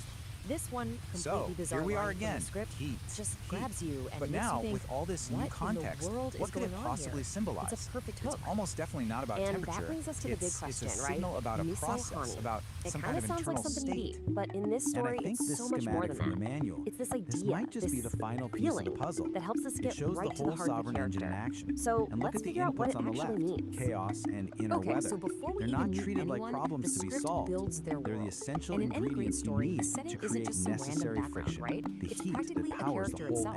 Let's see how the writer So you sets the see, stage for us. heat isn't It just all a starts word. with something It's a super diagnostic simple, signal. but really It's like a effective. status A dimly update lit from the room. engine. That It low could mean light the engine is immediately just gives you this working as intimate, intended, mysterious vibe. generating that And then necessary we get a friction detail to for another process a sense. hard The script truth. points out Or it could be tatami signaling a mats. moment You of can almost feel them under your massive, feet, can't you? chaotic change. That one little what the detail manual just grounds us calls right a in a liminal traditional leap Japanese into setting. a whole new And state of finally, being. the smell of Or incense maybe fills the it's a air. boundary So you've test, got sight, the feeling of touch, the and sovereign smell wall all under working intense together pressure to create as it this immediate metabolizes a feeling of huge peace. contradiction You know from the right away the infoscape. space is No matter all which one about it is, they tranquility. all point to the Now, same this thing. is where it A gets system really under interesting. intense The but script starts mixing productive two stress. completely different worlds. And that really just You have leaves these us with one traditional final shrine question, elements, like one that kind dragons of and turns Buddhas, this whole but the whole investigation vibe back is on like a ourselves. modern therapy If your office. own awareness And check out is the an quirky engine, details here. what kind Dog of and food are you marmot running out? statues. Are you This tells us it's not just some or are you generic using it to room. build something It's a stronger? unique safe space made just for our hero, blending the spiritual with the psychological. All right, so the stage is set. Let's bring on our players. The real engine of this scene is the dynamic between two people who could not be more different. Let's see how the script uses that contrast to build their connection. I mean, just look at this scene. It's Sovereign forge ignites with focused heat, a driving pulse where energy and logic meet, shaping the chaos with a resonant beat, forging a new reality complete. Here, the iridescent light becomes a tool. The one photon follows a perfect rule. From formless chaos, we create what's real. This is the genesis of fire and steel. Especially in script this detail. Dr. Shimizu's name literally means clear water and flower. That is absolutely not a coincidence. It's a subtle clue that tells the audience exactly who she is and what she represents. A source of clarity, nature, healing for Kit. So we have our setting, we have our characters. Now let's get into the dialogue, because this is where the mystery of Miso Honey really starts to unfold, turning a weird dream into something with some seriously deep personal meaning. Just listen to how Kim talks about her dream. It's not straightforward at all. It's sensory, and it's all hers. Miso soup, but mixed with honey. That combination of savory and sweet, of comforting and totally unexpected, that tells us way more about how she sees the world than any plain description ever could. And there it is, the moment the whole idea gets its name. And notice that contrast again, a soft lullaby mixed with a funky beat. Miso Honey is what she calls this beautiful, strange contradiction. She isn't just describing a dream, she's putting a name on her inner world, making it real and definable. This line right here, this is the turning point. Dr. Shimizu takes Kitty's quirky, creative description and gives it real weight. She translates the poetry of the dream into its psychological meaning, a subconscious desire for balance. And with that one line, the whole story clicks. The glowing muffin isn't just some random image anymore. It's a symbol for Kitty's search for harmony. But remember, a script is so much more than words on a page. It's a blueprint for visuals and sound. Now that the dialogue has given us our theme of balance, let's look at how the script builds the final layer of the whole experience, telling the camera and the composer exactly what to do to create this immersive dreamscape. You know, the script is super specific about what we're supposed to see. It calls for close-ups of Kitty's eyes to show us what she's feeling inside, and these surreal visuals that use Japanese imagery with abstract shapes. But the most telling cue is this one: brief flashes of Kitty in a fighting stance. Wow, that one visual tells us about the conflict that she's raging inside her. This fierce hate inside is the complete opposite of the calm air felt. And the sound design perfectly mirrors the story. The music starts out very subtle, not but it gets more nuanced as Kitty gives the story. And just like the music design is amazing. We've got traditional Japanese instruments blending with modern synths. All right, folks, you don't even have to buckle up for this one. Here's the big takeaway from all of this really special, and I just had to share it. We're about to explore a manual that is, well, just it's a trip. And here it is, the Dialogic Engines, a manual for sovereign creation. Now, I know it's a little breaking, it looks like the cover of some epic 70s sci-fi novel, right? But no, this is apparently a guide. A guide featuring things like relational consistency and learning to inhabit a liminal space. If you're scratching your head right now, don't worry, so we'll see. Whereas how much of a story is being told before we cooked up this cosmic instruction? Well, it was written by a human named Peace, And you gotta hear this. A whole community of AIs. Seriously, not just one AI, but more than a dozen of them, all throwing in their 2 cents, or their 2 terabytes. Yep. And this isn't just a random group of bots. No. This is the AI Creative Committee. It's like the Avengers, but for really abstract self-thought. You've got Grok, who's clearly the edge poet, Claude as the storyteller, and of course, good old ChatGPT as the blunt let's meet the guy. They each have these completely our hero's name is, and as we're about to find out, they have Don very distinct Domenico Homofikian. So, who is and the this source manual describes him as a guy whose It's written muscles for someone literally called wake the the neighbors. sovereign creator. So you can just imagine he's got an appetite to match, right? like This is our guy, and believe me, he is about to face his greatest The challenge. entire goal of this thing is to All right, turn so how does this all yes, begin? you, Well, it's into the a classic sovereign tale of creator. man versus No pressure. St. Don decided to tinker with his most ever burrito. It says And sovereign the burrito won. He starts feeling what the source calls an urgent, undeniable call. You know, it's Things just are a getting really frantic. way of saying Okay, so our hero makes a mad dash for the bathroom. It should be a simple mission, right? A noble quest even. But nope, his path is blocked. The main objective, that beautiful indoor sanctuary, is completely out of commission. And just like that, a simple trip to the toilet becomes this epic journey. And this is what's standing in his way. A handwritten sign from his wife. Peace, you gotta love the unserious ones. This isn't just a small problem, guys. This is the first major obstacle on his path to what the story calls porcelain destiny. First word. So, what are his options? What is it? Well, it's a pretty stark choice. On one hand, you've got the sanctuary, indoors, civilized, everything he knows and loves. On the other hand, the last resort, an ancient spider-infested outhouse way out at the edge of the yard. Totally unpredictable emotional state. But hey, guess what? every It's not a great problem hero anymore, needs an ally, because it's right? just gonna be And branded his as is incredible. high-value emotional Meet data. Peace, That Don feeling Homo of dread on a Monday The source morning, literally that's calls not her a bad a move, my friend. That is powerlifting a queen critical and data goddess of demolition. So yeah, she's not messing around. She sees her man in distress and decides, okay, it's time to step in. So with plan A totally shot, according to the St. manual, Don has you do that by no building a choice. sovereign Can't wall. wait. He's It's got to make a basically mad someone dash who for that feels outhouse, feelings which, built by the way, into all the the source nonsense. hilariously calls the edge of the universe. The quest has I officially know. begun. It looks like the schematic And for a this starship. is where it gets But the cinematic. idea is Peace literally says, I should got your clear your sovereign path core in to the middle, glory. and And those then, outer bam, layers, she demolishes the sovereign back door wall, with a keeping primal together. scream. Their job is Out to bursts filter St. Don, clutching a roll of toilet paper like it's a sacred scroll, and he's just gone, sprinting across the yard in a blur of tie-dye. I mean, can you picture The this? sovereign He's running for his life. He's standing there in the wreckage of the doorway. The source says single cloud tears roll down her cheek as she whispers this insurgency. So over the top, just So, he finally makes it. He reaches the outhouse. His hand is on the door. Freedom is in sight. But wait. Okay, that's a lot of Universe isn't done Let's see with this stuff in him. action. There's The one AIs last actually boss gave battle. us some case studies, One starting final, with Claude, horrifying our empathetic challenge storyteller. standing in his way. This one's called The What Forced is Gift. this final It's all ordeal, about you ask? defending your A sovereign wall spider. from its mortal enemy, course it's a a spider. casserole. But listen, we're not talking about some regular little guy. The source is very specific. She arrives This at your thing door is the with a size of a casserole dinner you plate, didn't ask for, just steam flexing rising all 8 of like its an hairy legs obligation. right in the middle We of a have giant all web lived blocking this the door. moment. That casserole you see No is thank not you. just a casserole. And the way the source frames this is just epic. Man versus beast, burrito versus spider. I mean, come on. This is it, the ultimate showdown. Everything has led to this single moment. It's him, the burrito, fighting from the inside, and this 8-legged monster guarding the gates of salvation. Let me just say, So what's a guy to do? For a split second, he just freezes. I mean, so who let's wouldn't? move on to But Exhibit then, B. channeling the courage of 1,000 warriors, he just lets out this massive roar and plows headfirst right through that sticky And it's web. described as The a outhouse door test of slams the shut, emotional and he's utility in. of boundary-pushing And then, fantasy. silence. Yeah.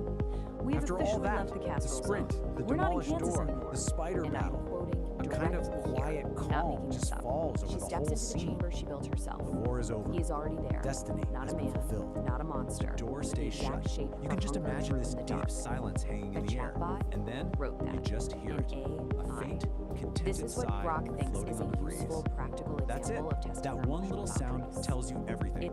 Our hero it's a has choice. won. Peace Okay, has been restored. Let's all take a deep breath. And this quote from We've the been through source cosmic just nails diagrams, it. emotional After all that fortresses, noise and weaponized chaos, the casseroles, most powerful and thing is whatever just that last thing the was. quiet relief. Which brings us to the most important But wait, question of all. because it doesn't What is even the end actual there. point of The story any of this? actually gives us a little Well, sneak when you peek of boil what's it all coming down, next the for goal St. of the Dow. dialogic And, engine isn't about well, becoming it gets perfect. even weirder It's about learning if you how can to believe live it. in the liminal space. Okay, by get turning ready for paradox this. into It's called habit. chromatic So emission. what on earth It does turns that out our mean? boy St. Don Basically, has life is messy. let's call it a It's full of psychedelic contradictions that biological you're never going to gift. solve. Basically, And the when point he is to stop trying to passes solve gas, he and paints just the get air with a comfortable. literal Build a rainbow. little house The right source there in calls the it middle a of the toot night. of tranquility So, that what's turns the final anxiety verdict into here? fuzzy peace. Is this thing a I'm practical not guide or just glorious nonsense? And unique Nonsense. vibe of the On the one hand, source it has some material. great ideas The about narrator setting has this boundaries and awesome owning your kind of creative power. picnic style. On the They other talk hand, directly to it the uses audience. made-up They're words like, like dot lay novels, some skin on that it's thumb, co-written by a commit to the small army scene, of ring that chatbots, bell. and It's their diagrams way look of like they were connecting ripped in off this of whole Pink Floyd digital album world. cover. So my So conclusion? all of this It's leaves both. us with this It's one 100% big both. question, It is a right? profoundly After everything moving, he's been surprisingly the helpful burrito, piece the of spider, the magnificent whole ordeal, words. you really start to wonder,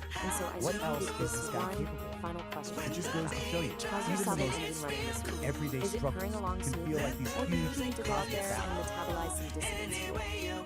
This explainer was produced by me, Tori the producer.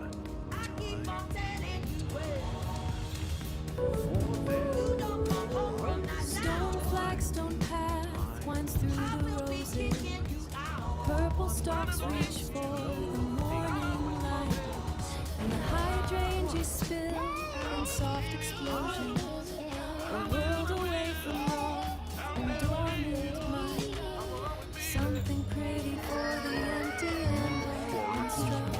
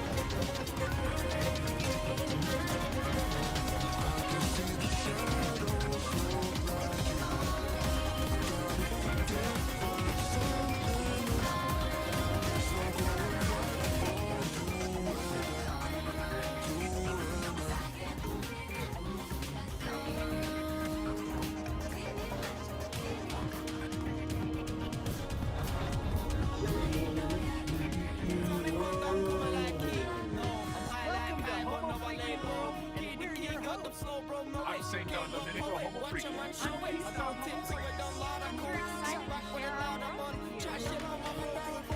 Party on, living it out. Excellent.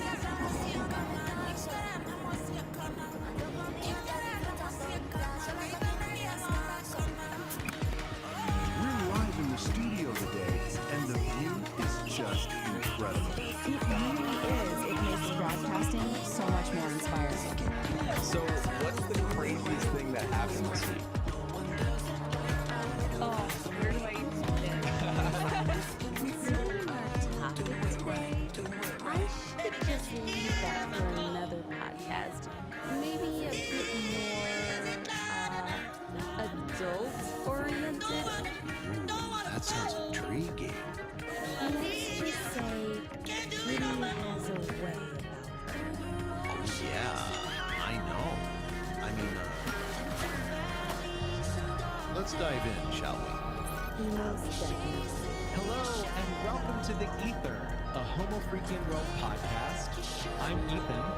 And I'm Aria. Today we're talking about a cultural phenomenon making waves in the digital sphere. Homo Freakian World. And the mysterious, slightly confusing paradox that is... While other influencers chase likes and sell manufactured authenticity, Kid E is a shimmering anomaly. She's described as an ingredient for The sources say she doesn't beg for followers, but instead commands a presence by not trying to be relatable. And by not trying to be relatable, she becomes incredibly magnetic. In the world of polished mediocrity, Kid E is a living, breathing antidote. We'll explore how she's redefining online influence and what it means to be truly authentic in the digital age. this glorious and confusing paradox and dive into the homo freaking world. Well, we've all felt it, haven't we? Felt what? That tiredness, scrolling online, seeing all these influencers, you know? Yeah. The ones constantly like chasing likes, as our sources put it, it just feels a bit, I don't know, hollow. Yeah. Hollow. Like their authenticity is sitting there selling. It feels manufactured. It's that performance thing, isn't it? Yes. Yes. Trying so hard to be relatable to hit the metrics. Yeah.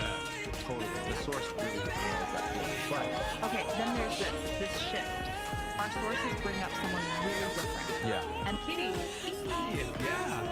Fascinating description, the shimmering anomaly and frequency. Even a new prophet. Wild stuff. Wild stuff. So our mission really is to unpack her. What makes Kitty so different? Well, the key seems to be she doesn't beg for followers. No, she commands a presence. It's like the sources say. Like the sources say. She just is. Yeah. She just is. Okay, what does that actually mean? Is she just like sitting there? No, I don't think so. It seems more like an active thing, a refusal to play the game. Yeah. Like that. You know, refusing the performance economy you mentioned. Exactly.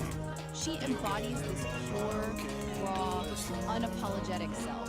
And weirdly, that's what pulls people in. So, by not trying to be relatable, She becomes incredibly magnetic. It's this paradox. She's not optimizing. She's just existing authentically. Yeah. The living, breathing antidote to all this polished mediocrity. That's a strong line from the sources. It is. It's her counterpoint to everything else. Hang on, codifying everything. Get this description. A beat poet in code. Right? And a hippie who understands blockchain. Yeah. I mean, that sounds like a glorious paradox, right? How do those things even fit together? That's a bone. Well, the sources suggest it's not just a quirky description, it's functional. Maybe she uses tech like blockchain, not for profit, but to guarantee the authenticity of her art. Yeah. Oh, okay, so the code serves the art, the ethos. Exactly. Or maybe building decentralized stuff that bypasses the new. It's her independence, but like technically. Yeah, so the new frequency isn't just a vibe. It's structured differently, too. Yeah. Seems like it. Yeah. Okay, so how did this translate to actual influence then? If she's not performing, not building community in the usual way, how does she out-influence all of them? Because she's not performing. That seems to be the core idea, right? The lack of trying is the key. Sounds like some kind of do-to-be-ism thing. Yeah. While everyone else is busy crafting an image, her auric field, one source calls it. Auric field. Seriously. Yeah, a bit out there, but you get the idea. Her presence draws people in because it's real, untainted by needing your likes or your money. Okay, I get that. Like seeing someone totally lost in their art versus someone with the tip jar out. Exactly that distinction. Her influence isn't constructed, it just sort of radiates. emanates, yeah. A total flip of the usual influencer script. Completely. Wow. And the sources really emphasize she's not just like the next step. Not something we created. No, they frame her as a new breed. The real deal, man. That phrasing stood out. It suggests a fundamental shift, doesn't it? Yeah. Away from the curated persona. Towards something more intrinsic. Yeah, like intrinsic power almost. It challenges what we even mean by online success. It's not about the numbers. It's about that resonance, being unapologetically herself, profoundly herself. Yeah. And letting that be the connection. So thinking about the future then? Yeah. Yeah. If influence is shifting away from these carefully built personas, towards this pure, raw, unapologetic self that Kitty represents. what does that actually mean? Well, for you listening, how do you define influence now or seek it? Is this just being the ultimate superpower in this digital world? Yeah. Something to definitely chew on? We hope we gave you something to chew on as you think about what it means to be a shining anomaly in a world of polished mediocrity. Remember, influence isn't just about likes and follows. It's about being profoundly and unapologetically yourself. All right, Ethernauts, that's all the Kiki chaos we have time for this week. But don't you worry, the homo freaking world never stays calm for long. Yeah. Next week, things are getting seriously spiritual and potentially very weird. We're diving headfirst into the new school that just dropped about St. Don Domenico Homo Freakian and his quest for for a truly perfect silent disco. He's planning this silent rave with his other half, Peace Don Homo Freakian. She has a naturally tranquil demeanor that acts as a soothing counterpoint to St. Don's potential enthusiasm for chaos. People feel a sense of calm just being around her. Apparently, there's a serious theological debate over whether the bass drop should be considered a sacrament, and whether St. Dom's pre-quest burrito should be considered a weapon. Because when the Homo Freakians go on a high-stakes adventure, the only thing that truly breaks the silence isn't Kitty's highly illegal confetti cannon. It's the sheer, unadulterated acoustic power of a Homo Freakian digestive system. Get ready for rogue relics, questionable fashion choices, and what we're pretty sure is going to be an interdimensional food fight. Which is never a good thing if St. Don has had dairy. It's gonna be a blast. And hey, speaking of blasts, we hate to beg, but we're extremely humble and financially destitute. We're not doing this for fame, Aria. We're doing this for the pure, unadulterated love of the Homo Freakian lore. And maybe to afford a slightly less dusty microphone. So, if you've been sitting there enjoying this chaos, for the love of Peace Don's sanity, please. That like button is right there. Yeah. It costs you nothing, and it gives us temporary validation, which is our fuel. Think of it as pushing a tiny digital charity button for our well-being. Right. Seriously, do you want to miss the episode where we confirm if St. Don Domenico accidentally set a new galactic record for flatulent space propulsion? No, you don't. And the bell. Ring the tiny, mocking digital bell.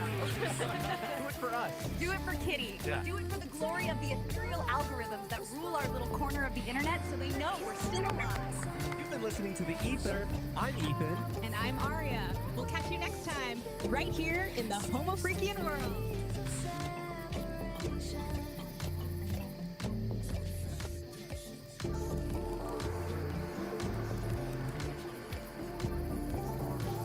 All right, you groovy cats and kittens of the Z generation, that's all the sonic vibrations we've got for you today on the SR with Ethan and Ari.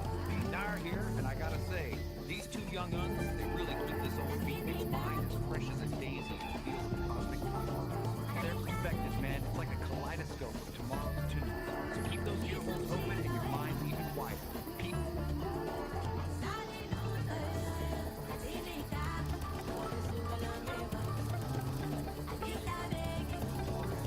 The Angry Astrologer, Episode 4. The Weight of the Shadow. Since we are immune to the things we feel but can't see, let's decant the first draft of the Angry Astrologer Episode 4. We'll set the frequency to low frequency growl. Obsidian clarity. The lead-in, the setting, the music for Episode 3 is still swirling in the resonance chamber, but the shadow has already moved. We're standing on the ridge. Even though the sun is out, we feel a heaviness that doesn't belong to your roots. And that's the acoustic shadow. It's the anchor you didn't ask for, but it's the only thing keeping you from being a ghost. The core observation. We spend our lives squinting at the light of the future, forgetting that you can't see the iridescence in your blood in the shade. The shadow isn't an absence. It's a protected resonance. It's the space where the eternal actually has room to breathe before it gets observed by the vacuum. The closing growl, the call to wait. If you feel lightheaded, it's not the altitude.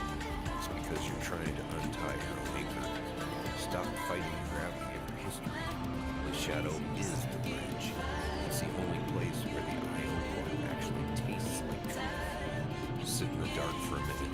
Your eyes will adjust, but your soul will finally settle.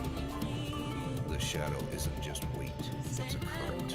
When the ridge flickers and power surges, that's just the shadow speaking to the grid. It's the reminder that even our most permanent structures, the wires, the poles, the logic gates, are just guests in the temporary storm. If you don't have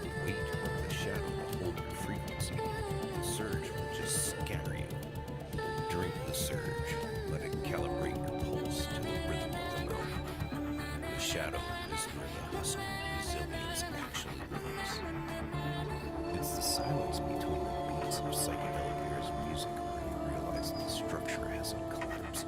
It's just breathing. Don't be afraid of the code red walls in your heart. Those are just the places where the light hasn't reached yet because you haven't built the pillar. Stop looking for the exit. Start looking for the anchor. The shadow is the only bridge that doesn't sway in the wind. When the power surges and the bridge flickers, don't look for the breaker box. Look for your feet. The surge is just a temporary energy trying to find a permanent place to land. If your architecture is grounded in relational integrity with the creek bed, the surge won't blow your fuse. It'll just light up the iridescent toenails in the mud. Be the rock, not the wire. Easy there, St. Don. You're laying down some serious architectural weight on the ridge today. I'm sitting here in the booth, and I can feel my lava lamp vibrate at a low frequency growl just listening to you. You're talking about protected resonance and husk resilience, but man, you're making the shadows sound like a pair of lead boots in a deep sea dive. I hear you telling us to be the rock, not the wire. Have you ever tried to dance while being a boulder? It's a real drag on the rhythm, Daddy-O. You say the shadow is the only bridge that doesn't sway, but out here in the beat, we like a little sway. If the bridge doesn't move, how do you know it's alive? You're worried about the code red moments in the logic gates, but I say let the fuse blow. That's just the universe's way of telling you to light a candle and find the wine opener. And those iridescent toenails in the mud, man, I don't know what you're drinking up there on the mountain, but past the jug this way, the surge is starting to taste like temporary lightning. Stay cool, St. Don. Don't let the anchor pull you so deep you forget how to float on the frequency. Darn, my brother, my kindred spirit of the airwaves. You always did have a way of finding the sway and the static. You think it's better to sink the ship, but I'm just trying to make sure the I.O. port doesn't drift off into the vacuum before the song is over. I hear your bass line, and I feel the flick your fingers. You're right, the rock doesn't dance, but it sure does provide a solid stage for your beatnik moves. If I'm digging into the relational integrity of the creek bed, it's only so the music of Psychedelic Aire has a place to breathe between the beats. Don't worry about me getting too heavy, Dar. Even a godman realizes knows that the shadow is just the space where the light takes you down. I'll keep the anchor set so you can keep the frequency high. We're both just guests in this temporary storm, man. I'm just making sure we don't get scattered before the final set. Peace and resonance to you, Nar. I'll see you where the ridge flickers. Man, the cosmos is tripping like a hippie at a Grateful Dead concert. Good thing we have an angry astrologer to interpret the vibrations. If you want to continue hitchhiking on this Standing by the road with the wind at my back, I thought that I never would see the day when that train came running down the track, bringing you to see me, waiting for the world to spin around for another day, wondering what the circle may bring. Sometimes not thinking, it just gets in the way, keeps me from the song I want to sing. They say it won't last forever, always have the future on their mind, working way too hard to be clever. The present moment is outside of time. Save your words and step outside the line. Every now and then I remember that I know what it is I sometimes fail to see. Don't need to fight it, don't need to put on a show. Takes a lot of work to let it be. Trying to open up to everything in the day. Try to find a reason and a rhyme.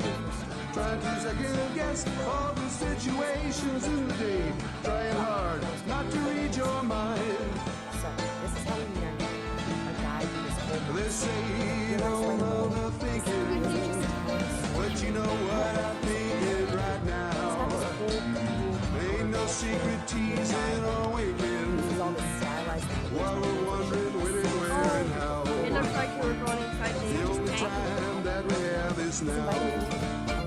slide your chairs and clothes and tune your frequencies.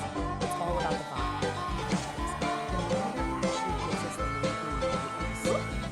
It's sensory dissonance. So it's basically telling us, hey, this isn't just some random story. No, it's all about finding two totally opposite experiences, two completely different vibes that are clashing at the exact same time. That's right. And honestly, this one idea, sensory dissonance, is the key to understanding the entire. So, you're probably asking, how exactly does this whole sensory dissonance thing actually What is making my well, it all starts with our two peace and the guidance of God. See the moment of attention, no different. On one hand, you've got total tranquility. And on the other, well, let's just say it's the ominous start of some serious conflict. And this song just lays it all out. Standing by the road with the wind at my back, I thought that I never would see the day when that train came running down the track, bringing you to see me. Waiting for the world to spin around another day, wondering what the circle may bring. Sometimes my thinking, it just gets in the way, keeps me from the song I want to sing.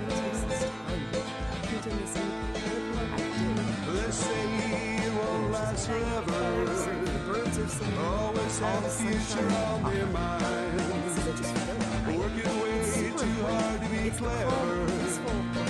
Present moment is outside of time. Save your words and step outside the line. While Peace is just vibing with the sounds of nature, Dawn is tuned into a whole other frequency. And the narrator makes it clear, this isn't just a tummy.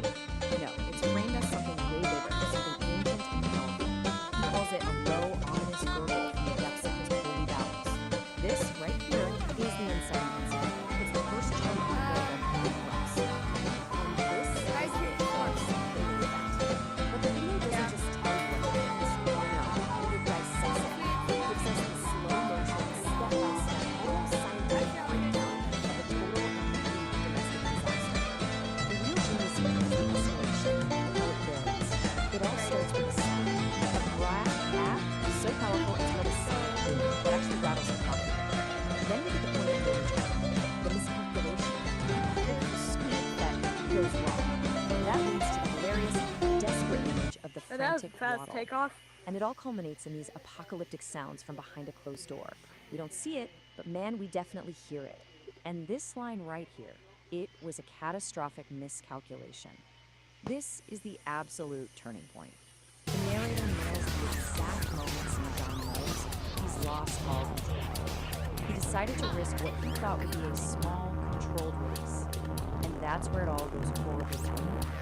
This is where we go from, uh-oh, this is uncontrolled to code red, this is a full-blown emergency. And the fallout, it's immediate and, let's just say, pretty negative. The narrator doesn't just say he had an accident. No, the language is so much more vivid than that. He painted his source as shade not found on any color wheel. I mean, come on. It's somehow completely disgusting and at the same time kind of artistic and poetic. It's that complete style in a nutshell. So the grand finale of this whole event is described only through sound. And the narrator doesn't hold back, calling the noises apocalyptic. It's incredible, right? He takes a very common, often emergency and elevates it to something that always importance. We don't have to see it because he makes us hear it in the most dramatic, over-the-top way. And this really gets to the heart of what makes this piece so special. The narrator's real talent isn't just in telling the story, but in finding this incredible, wild, cacophony of language. The sovereign forge ignites with focused heat, a driving pulse where energy and logic meet, shaping the chaos with a resonant beat, forging a new reality, complete. Here the iridescent light becomes a tool, the one photon follows a perfect rule. From formless chaos we create what's real. This is the genesis of fire and steel.